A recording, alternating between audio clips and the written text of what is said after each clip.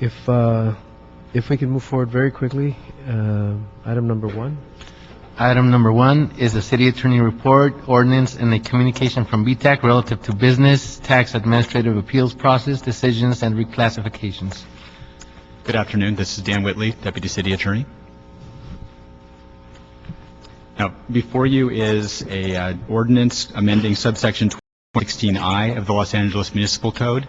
This will be amending the municipal code so that when taxpayers have been before the Board of Review and been provided a classification and then are audited again and go before the Board of Review and the Board of Review changes the classification, the city will not assess a tax or impose a penalty or collect interest up until the end of that year where the Board of Review makes its determination. Going forward from that year, the classification will apply to the taxpayer, but no back taxes will be collected. The amended ordinance does have some restrictions on when it will apply to make sure it only applies when the taxpayer's business did not change, when the Office of Finance had an opportunity to fully and thoroughly audit the taxpayer, and only when the determination deals with classification, not for some other issues. And there are other issues the Office of Finance deals with, such as just determining what exactly the gross receipts were, or apportionment, or other issues such as, which are more technical than that. The other issue that's outstanding is the City Attorney was examining some Brown Act issues dealing with the makeup of the Board of Review. We still have a report outstanding that will be provided as quickly as possible. I will make sure that my office understands this is an urgent matter, and we'll get on that as quickly as possible and provide that to you. Okay, we have a number of public comment cards. We have members of the Business Tax Advisory Committee, Lloyd Grafe and and Sal Gomez.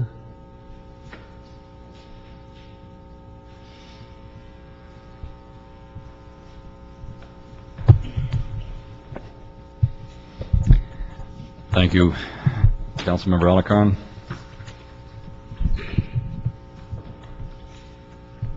We're on agenda item 1.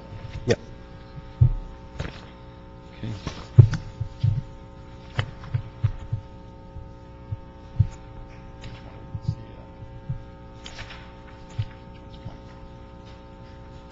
Right here.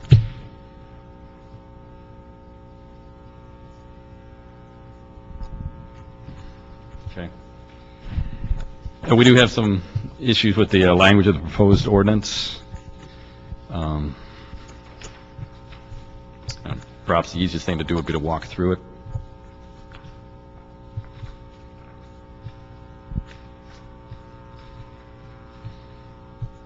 So if you look at page 1, it says it's under the subject determination by Board of Review. Number 2 says Board of Review shall not affirm an assessment under the following circumstances.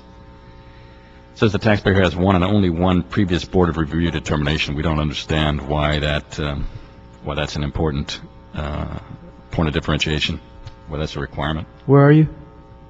Item A, 2A, under the ordinance number. It's about midway down the page. Where are you? Start over. Where is it? We're on What page? So page 1 of the actual ordinance draft. Okay. And which Okay, so it is section 1, Romanet 1, number 2. Okay. Number 2A. Uh-huh. We're questioning why the requirement that the taxpayer have one and only one previous Board of Review determination, why that's important.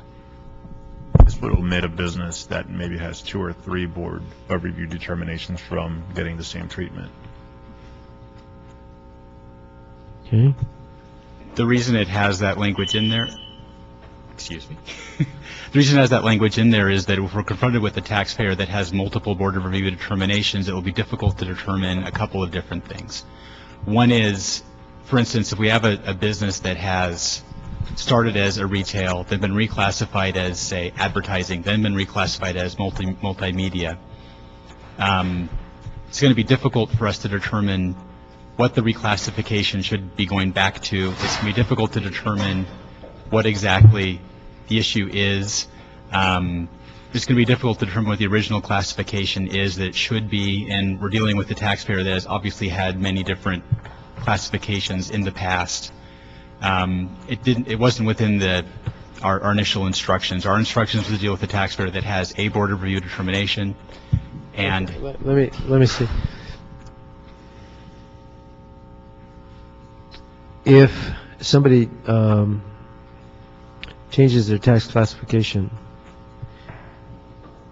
and the dispute, in this case, we're saying that they are not subject to taxes for the previous, for the new determination. That's correct. And I would assume that would go back to the last reclassification. But it's not necessary, it doesn't necessarily mean, I mean, are you proposing that you skip to the? No, we're not. So you just wanna go We're just back to saying in last the one, right? circumstance, You just want to go back to the last one and not penalize them from that point forward. No, in this case, the way it reads is the Board of Review shall not affirm an assessment under the following circumstances if the taxpayer has one and only one previous Board of Review. No, I understand that. So the point is, they could have several That's correct. several different determinations, but they're only concerned with the last one. Or we're only concerned with the one that we're addressing, whether it be a reclassification issue.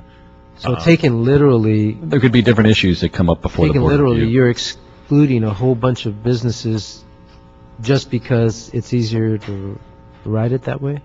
not because it's easier to write it that way. It's How would it be because difficult to determine, just from the last redetermination, what would be the difficulty? we can write it that way. That wasn't our instructions. We can change it to read. What were your instructions? I mean, how would that be? I didn't instruct you to do it that way. Okay, well, we can change it if you propose. We can try and have it apply to only the last determination. Is that No, but that doesn't I'm work not either. understanding. Yeah, there's I'm mo- trying to get at whether. No, it's a good question. We'll answer. Let me finish. I'm trying to get at what is the specific concern, and based on this, I could see where somebody could be reclassified more than once, and it has, and they only want to go back to the last one. But is there some other issue that? This has to do with a business taxpayer who's gone to the Board of Review, and that Board of Review has issued an assessment or has issued a determination. Years later, a different Board of Review whether it's reclassification or fees due or, a variety of different issues that can come up at the Board of Review. So it could apply to more than It one. could apply to more than one thing. What we're saying is we don't want a future Board of Review to come back and deny what today's Board of Review said. And and so what this says is that the taxpayer must have one and only one previous Board of Review determination. There's a lot of our taxpayers who have multiple Board of Review determinations having to do with reclassification, having to do with apportionment, having to do with allocation of income. So when the Board of Review does a reclassification, does it include more than one determination? No, a Board of Review will make one determination each time a matter is considered by it. Well, I understand that, but what I'm saying is, if a Board of Review today does an audit, they go back and they say, we want this to consider, we want to reclassify you dating back to the first reclassification, not the second. Can they do that? What they will do is issue a determination determining that the taxpayer is a specific classification. Normally, some taxpayers will have multiple classifications. So the determination will say, for instance, the taxpayer has 30% of its income is retail, for instance, and 70% is multimedia, and that will apply for the years before it. And so it might be the years, For all the years? just the years that are before it for that determination. So it might be considering years, say, 2004 through 2006. And that will be what the determination will apply to. It will say for years 2004 through 2006, its classifications are as follows. Okay, I don't think I asked that question. What I asked is, can they impose a reclassification on a reclassification that was done before? Well, so for instance, can I just ask for clarification? So Sure. if they were classified, say, if there was a first determination from the Board of Review saying they were classified as retail, and then later, could they say, we're going to revoke that classification and say you're something else? That's not how the Board of Review works. They only apply to the years that are before them. They don't go backwards and say, yeah, we're also going to address the earlier one. That's not how they issue determinations. I mean, I think all we're asking for is the striking of the word one and only one. I think the use of the word the taxpayer has a previous Board of Review determination, period. I think. I understand that's your request, but I'm trying to get at what's the motivation. I'm trying to understand how the process works. Okay. So, first of all, you don't want to eliminate a whole class of businesses just because. I mean, Yeah, you'll eliminate the majority of the businesses. so I'm trying to figure out what's the right thing to do. And not what is the more easy or difficult thing to do, but what is the right thing to do. And I don't want to just eliminate an entire class of businesses just because they've had more than one previous Board of Review determination. If you eliminate that language, it won't affect the Board of Review's operations. Then It won't then- affect the determination. So then you should have no problem with eliminating it. I do not have a problem with that. It won't cause a legal difficulty to the operation of the Board of Review. Okay, but you said that it would be more difficult to discern. Well, the concern that was raised is that if we have a business that has multiple Board of Review determinations and has been reclassified multiple times, we're not dealing with a business where they have clearly done one thing, they're not on notice, because the issue that had been presented was that you have a business that clearly had been told they were one thing, had no idea they could possibly be something else. And now the Board of Review is suddenly telling them that they should change. And so the concern was that was not the intent. The intent was not to address taxpayers that have had multiple reclassifications, that have been reclassified multiple times, were clearly aware that they might be changing at some point in the future and didn't have any. No, I don't think that has anything to do with the intent whatsoever. I thought the intent was to not make determinations now and retroactively collect taxes. I think that was the intent. Okay, then there's this making that change will not affect the operation of the Board of Review and will not affect the determinations in any way. Okay. Yeah, well, since they're not going to have to pay the back taxes, why would it change the dollar amount? I mean, why would you have to reclassify them anyway? We're only moving forward. Not reclassifying, but why would you have to be concerned about whether they had more than one reclassification if we're only trying to assess moving forward? Exactly, they're not. So, okay, so, okay, what was your next concern? Thank you. So so again, we're in section 2, we're section 1, Romanet I, number 2, this is for Councilmember Parks. It says, A, we talked about. B, the previous Board of ruling, that Board of Review determination resulted in a written determination, and talks about classes. The problem with this is restricting this whole provision, which deals with one Board of Review overturning a prior Board of Review's determination. Now it's only dealing with classification. That wasn't what BTAC's recommendation was. Our recommendation. How many of these recommendations do you have? How many issues we have? How with it? many concerns do you have about this? Well, this is a pretty big one, because this one says, How many do you have? I know, half a dozen. Half dozen? Now, you've had this information since May? No, we got this Thursday, I think, or at.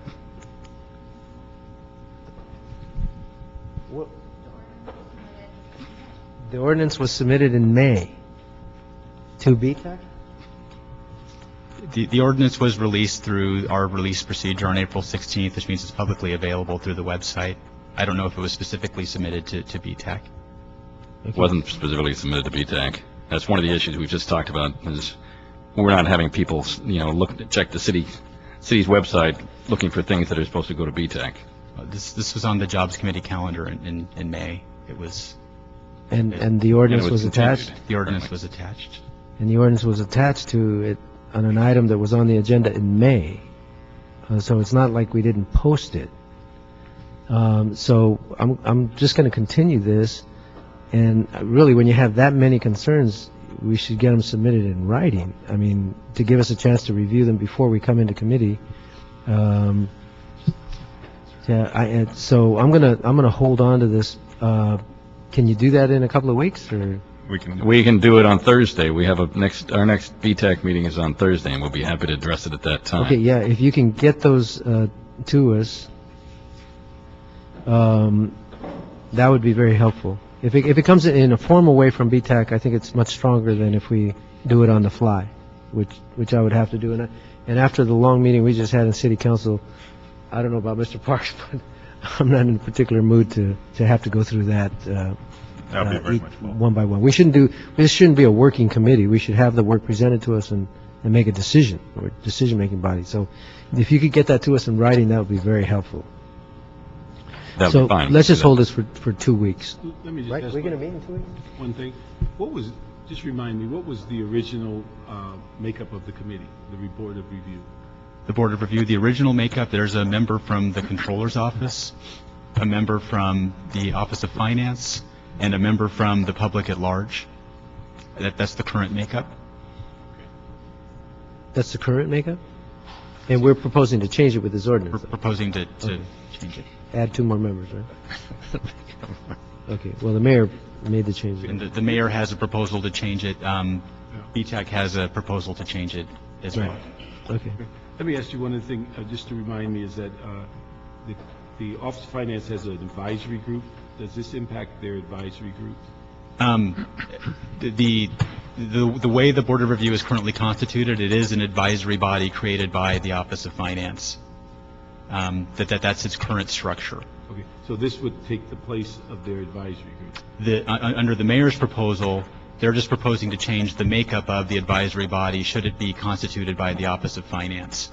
And under one of the methods BTAC has proposed, it would be the same thing, except the advisory body would have various methods in which it would be changed might be problematic.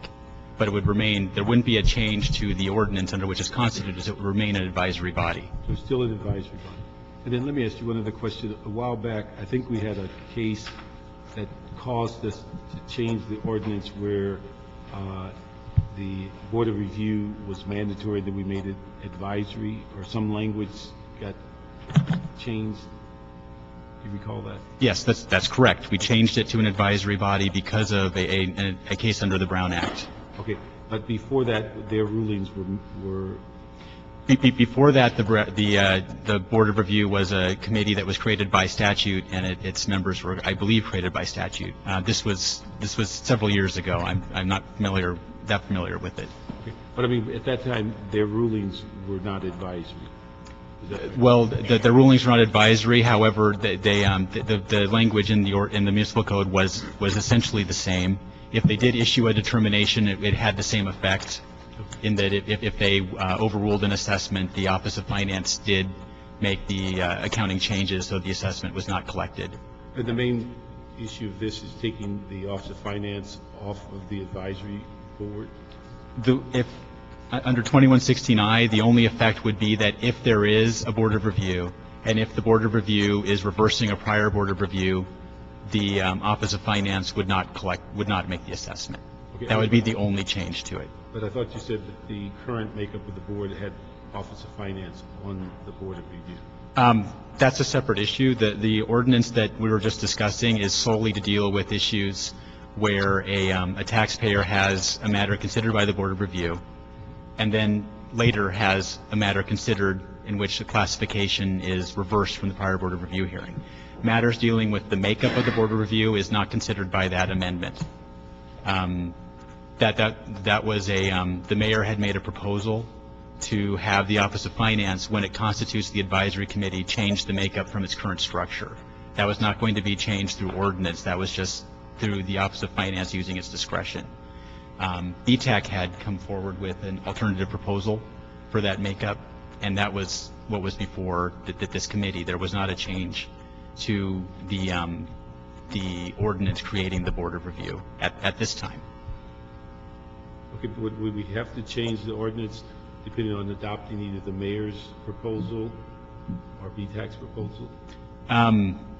The mayor's proposal, no, that could simply go forward.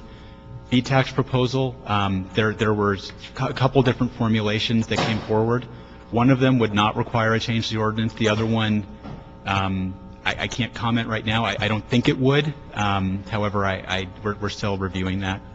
Thank you. Okay, I think we're all in sync in terms of what we're trying to accomplish here generally. We just have to, I don't want to make mistakes on the details, so. Okay, so we'll hold that for 2 weeks. We'll wait for BTAC's written comments. Did the LA Chamber still want to testify if we're going to hold this for 2 weeks? Okay, come on, now would be the time.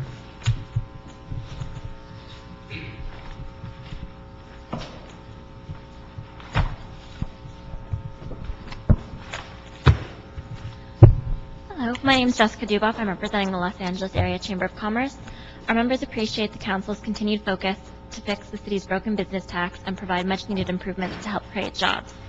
The Chamber supports VTAC's recommendation to expand the Office of Finance's Board of Review from 3 to 5 members, with staggered 2-year terms, as well as the requirement that 3 members be tax professionals. This will help ensure a fair and more transparent process, as well as create a Board of Review that has demonstrated experience in business tax issues. The 2 tax credit motions before you today are both important pieces of a much larger business growth strategy for Los Angeles. The Chamber supports both of these motions in concept.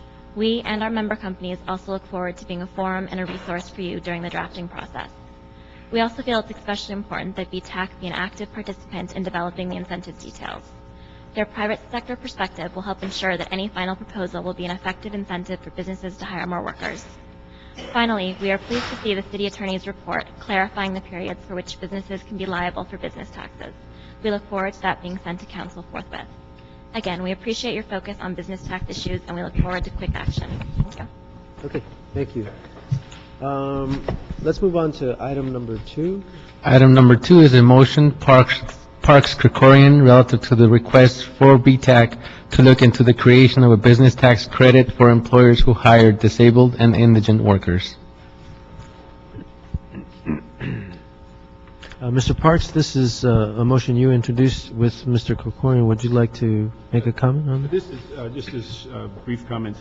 We're looking at ways in which not only to create job incentives, but to look at a classification of employee that are often overlooked as relates to mainstream employment. And so wanted to see have the CAO in the committee, the VTAC, look at this whole issue of the San Francisco model and determine if the city had the ability to create incentives for people that were disabled and also for those that were indigent. And we've added a couple of definitions that were defined by generally federal guidelines as to what ADA definitions are, and also the issue of dealing with indigent is defined by the city, county, and the state. So we'd like to see if that, what that would bring to the equation as to a group of employees that are often overlooked. It's similar to some degree, our local hire of finding ways in which we can put city residents back to work.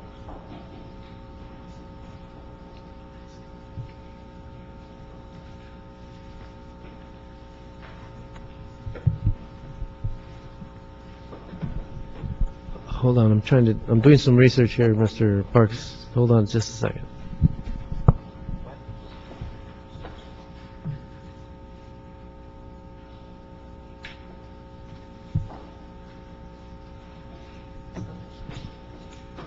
Can I ask the city attorney to come forward, please?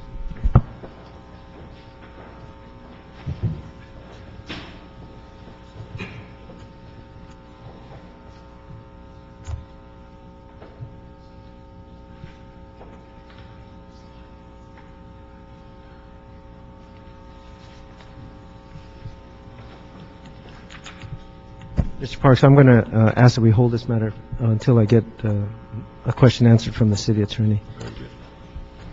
So let's move on to item number 3.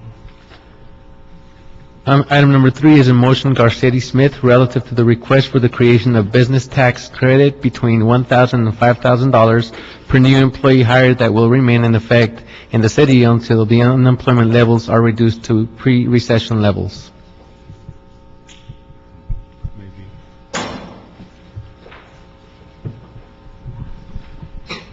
Okay, we have one card on this item.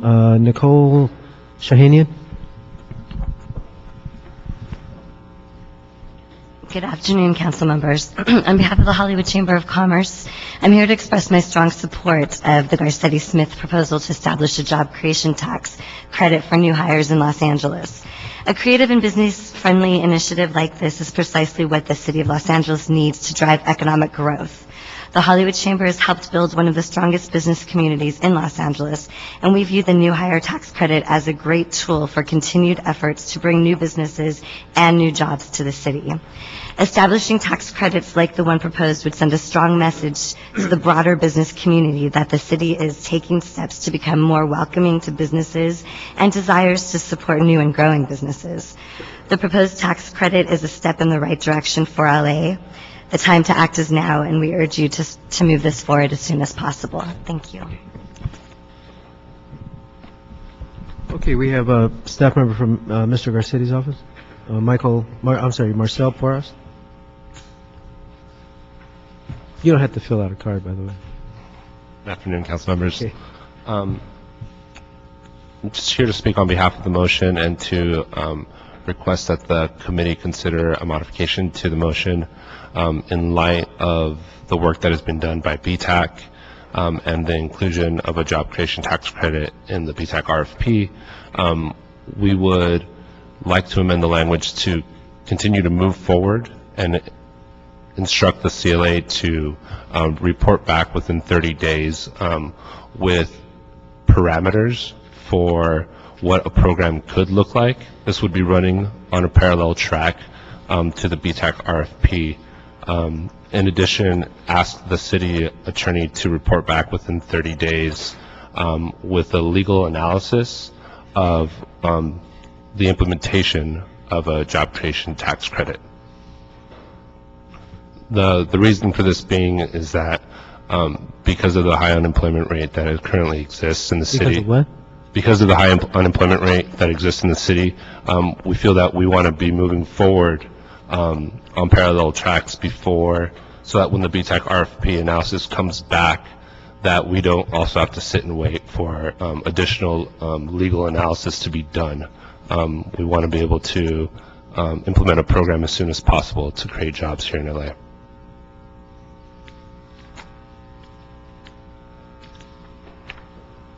Okay, I have no frame of reference as to what 1,000 to 5,000 means. Maybe the Office of Finance can help out, but I can answer that. yeah, what? So when the motion was drafted, we looked at other local jurisdictions, other cities and states across the country, and we used it as a range for the motion. It's not, and again, it can be edited. It doesn't necessarily need to be that. That's why we want the CLA. It's based on the gross receipts tax? Or which tax are we crediting? So when we submitted the motion, we were looking at other cities and states in terms of tax credits that they applied. Now, granted, other cities and states don't have a business tax taxes based on gross receipts, and so for that reason, we're actually asking the CLA to come back with an analysis of other cities and states in terms of how their project works. So we're definitely not tied to a 1,000 to 5,000. If you look at the BTAC RFP, they actually based the credit based on classification on the tax class you're in. So for example, if you're in a retail tax classification where you pay $1 for every 1,000 in gross receipts, you would be eligible for a $100 tax credit. All I'm saying is, I'm not sure I don't know who pays $1,000. I don't know what where the various tax, the the proportions of businesses that pay 1,000 versus those that pay 5,000 versus those that pay more. So my first concern is I'd like to have an analysis of whatever the recommendations are in working with Mr. Garcetti's office. How does that spread across the business sector?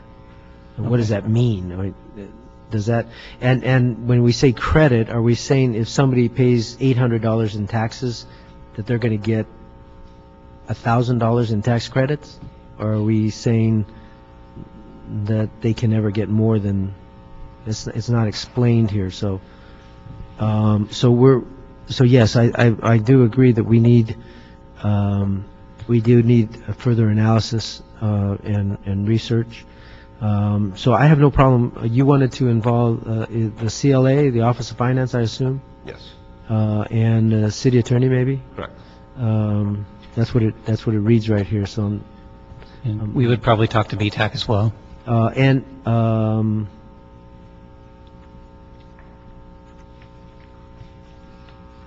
That's already in the motion? Okay. Oh, that's to prepare the ordinance. Okay, yeah. So before we're ready to prepare an ordinance, we really need to do more research on the substance of the request. Okay, that would be great. So we add so CLA, Office of Finance, City Attorney, and BTAC. And I would like to open it up to a job creation tax credit. Whatever, I don't know what taxes we're talking about crediting, or maybe there's some other kinds of credits we can apply. And different industries have different, I assume they have different kinds of payments to the city that aren't necessarily taxes, but nevertheless address this same concept. So I'd like to open it up for all those. So when do you think you could have that kind of analysis? Have you, has Mr. Garcetti had those conversations with CLA? The request In of terms of the how long it council might take? office was 30 days, and we 30 will... days? Yeah. Oh, that's quick. That's a Yeah. quick turnaround. Okay. We will endeavor to be back to you at your first meeting in October. Oh, okay. Yeah. First That's- meeting in October? Yeah, so that's 30 days, right? Isn't that?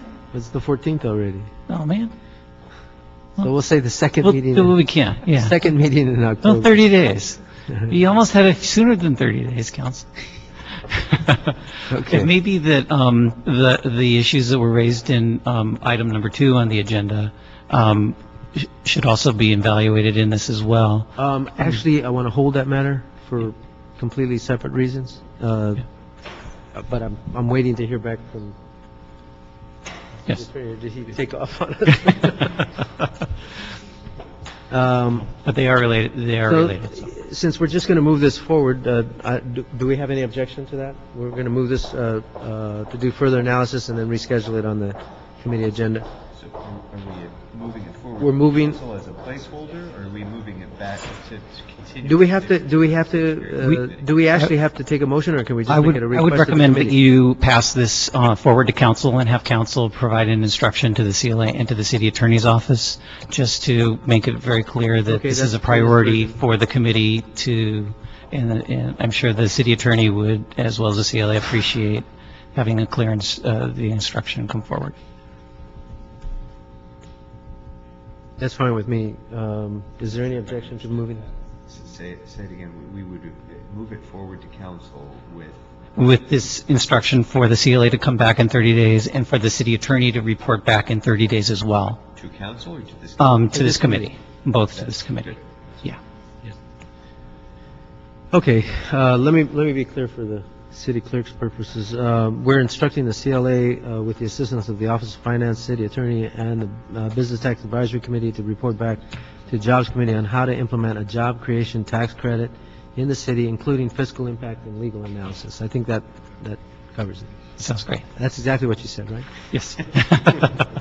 As well as the benefit of council reading- office said it very well. benefit of reading it.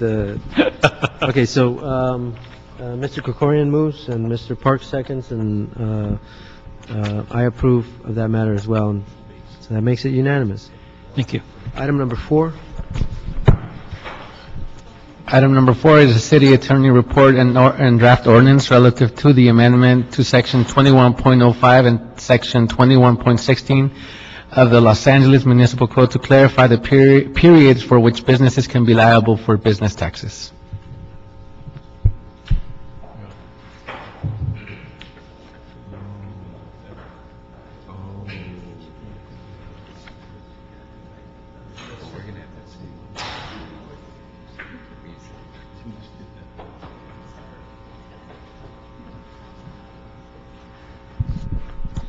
Okay,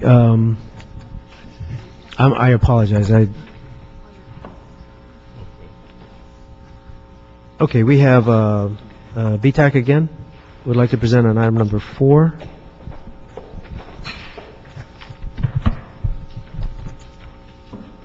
We were also on for item number 3, but we just support that, so I don't think we need to go into that. Oh, I'm sorry. Oh, you know what? You did say all. I apologize. Not a problem. With respect to item number 4, we have one correction. If you look at the ordinance itself, we think that on page 2 of the ordinance, which would be section 2A 1B. Wait a minute. You follow all that? No. This is when a person files an untimely business tax registration certificate or an untimely business tax renewal Where are you? form. Page 2? I'm on page 2. Just look at B on page 2. How's that? B on page 2. Okay. There you go. Okay. When a person files an untimely business tax registration certificate or an untimely business tax renewal form for a business subject to tax under Article 1 of Chapter 2 of this code, the Director of Finance may make and give notice of assessment of tax at any time within 3 years of the date on which such taxes were originally due under this code. It shouldn't be due under this code. It should be were originally filed. So if they're filing late, then the Office of Finance should have 3 years from the date that they filed late to obviously to audit the return.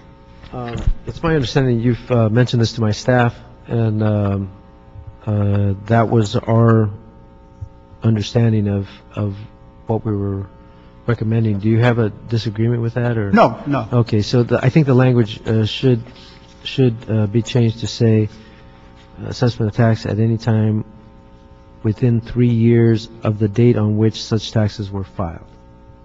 Were originally filed, right? Under this code, and then just scratch out the rest of it. Everything from provided on should go away. That's not necessary. That language is superfluous as well. Okay, we're on, it's 1B, which is on page 2 of the ordinance, under B. If I can find it again. The fifth line on B says originally due, This one right here. and we want to change that to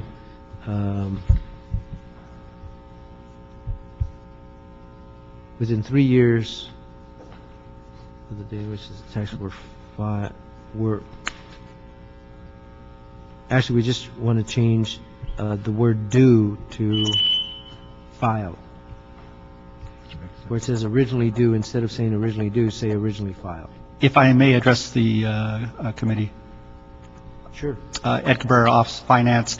As BTAC notes, Office of Finance also identified the concern with that particular section. We have been in contact with your office as well as City Attorney to make the correction, but in effect, the correction would be that the statute would run from the date that the delinquent renewal was filed. So City Attorney is aware of the concern, and we're working with them to make the correction, as well as working with your office. Okay, so you do not have a problem with that change? No. Okay. I was trying You have to... a problem with what's written? No, we have a problem with the language here, Okay. but as far as what BTAC has presented in the discussion today, we agree that the original intent of the council motion was that for delinquent tax filing, the statute should begin to run from the date that the late renewal was filed, rather than from the due date. The late renewal was filed. Right. So if you have a taxpayer who filed it late, the statute would not begin to run until the date that that renewal was filed. That's on B. Yes, correct.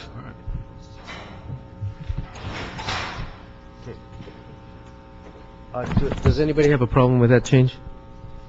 Would somebody like to move it, Mr. Parks? I'll move it. Okay, Mr. Parks moves, Mr. Krikorian seconds, and I also concur. So that change is made. We have no other cards on this matter. So on the ordinance itself, as amended, Mr. Parks moves, Mr. Krikorian seconds, and I concur as well. One final comment. We think it's important, as this ordinance is brought forward, that the voluntary disclosure agreement be brought forward at the same time. Work with my staff on that. I don't even know what the issues are with that, but we'll work with you on that. Okay? Okay. Hold on, just excuse me.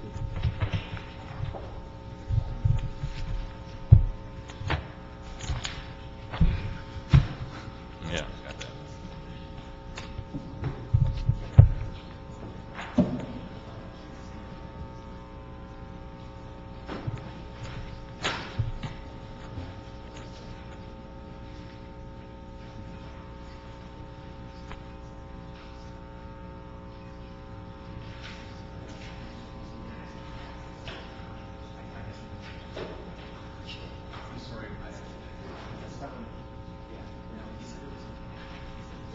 I'm going to hold it.